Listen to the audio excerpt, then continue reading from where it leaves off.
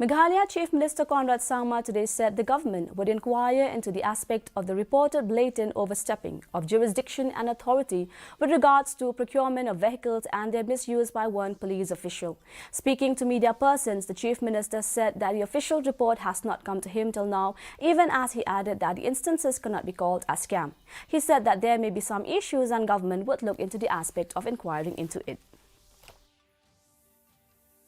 Number one, the report was not submitted at that point in time. The report has been submitted, I'm told, just last night, or it's going to be submitted this morning.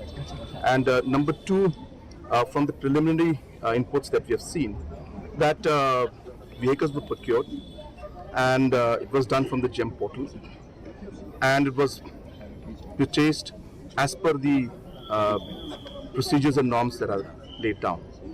So I don't see where this word scam has to come in. It's just becoming like using fancy words. They try to, change the narrative of the whole thing. It doesn't work that way.